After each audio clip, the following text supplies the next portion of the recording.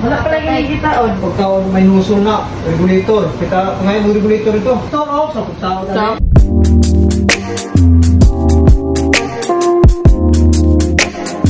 Good morning kanegosyo. Karon is the day sa tong blessing sa our grand openings diri sa Dipolog City branch. By the way, I'm Jopper Pataytay, almost 10 years na negosyo and goal na to maka 100 stores all over Philippines and outside Philippines. Pangandoy na siya na to mga kanegosyo. Pero atong lihokon, atong iampo sa Ginoo na ihatag niya ang atong pangandoy. And also let's claim it and pray to the Lord na ang tanan, may tabo ang tanan. By the way, karon is a blessing day. Nakita ninyo, atong iampo, atong negosyo, ang mga trabante, ang blessing sa Ginoo na daghang tag customer, ug malinawon ang ato ang pagpanegosyo and also for our staff. Because we know everything na naa nato is a gift from the Lord and we offer to the Lord the first day sa ato pagtrabaho o pagnegosyo nato. Naatanan ang mga staffs, relatives, ang team, ang nagtrabaho sa tanan ug nagbuhos sa ilang effort para madayon ni ang tanan ng kanegosyo. I know sometimes natin mga problema, masugatan sa ato ang negosyo, but nakalimtan nato kung kinsang naghatag nato sa negosyo, sa trabaho, ug sa uban pang mga blessing. That's why we give back to the Lord ang tanan and we lift up everything to Him na siya ang nag-guide nato. And we are only steward for this. Man naman ang blessing, karon pwede na tang magsugod na mo-serve sa atong customer. Ang Zip and Zip team is nag-supervise na lang sila sa barista, sa cashier, sa kitchen para matotally nila na ma-assist na okay na ilang mga staff. After this one is among ma-evaluate na pwede na mo na silang biyaan. Nakita ninyo na nani mga customers, ninipalit, nikaon sa tong food, sa coffee, sa shake, uguban pa kanegosyo. By the way, kanegosyo, katong ganahan na ma-own o coffee shop, we offer the franchisee sa tibuok lugar sa Pilipinas. Moadto mi sa inyong lugar, amo i-train inyong barista, i-train inyong kitchen,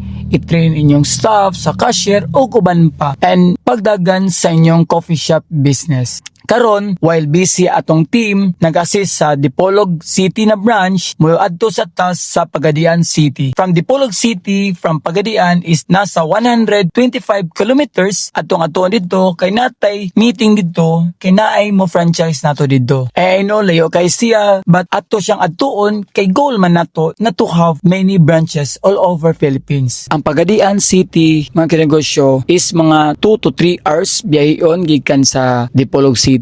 Bisag layo atong atuon si sir og si ma'am para maistoryaan nato og formal og when pod sila na magtukod diri sa Pagadian City. And also exciting sa kaymi na magsuri-suri sa Pagadian ug amo makita namo kung unsa ang market dito. Kay I know nadunggan ako nadaghan kayong tawsad ug ang mga tao hilig sad og mga coffee, hilig pod sila na magtambay ug adto sila magmeeting ug maggather ilang families sa coffee shop. By the way, mao din na silang sir og ma'am. Salamat ma'am and sir sa pagsalig ka namo and salamat sa time ninyong gihatag na nakita jud ta sa Pagadian City. Moli din ta sa Dipolog City kay para makabot ta before mag-close ang shop. And also katong ganahan mag-create og coffee shop kung franchise sa Zip and Zip Coffee Place, pwede ninyong i-share and like and follow sad sa ako ang content para daghan makabalo ug ma-inspire to create one in the future mga negosyo. And let's take risk kanegosyo para makabot na to atong pangandoy na naatay coffee shop business. And always think it good and pray to the Lord nang tanan ihatag ra niya in the right time, in the right place. And all we need is to make you better every day kanegosyo. Basta ay lang mo kahadlok, message lang mo sa mong page ug mo direct mong message ka nako para maistoryaan nato ug ma-set na tog meeting kanegosyo. Salamat sa inyong pagsuporta kanegosyo. Diri na napita and God bless sa tanan. Bye-bye!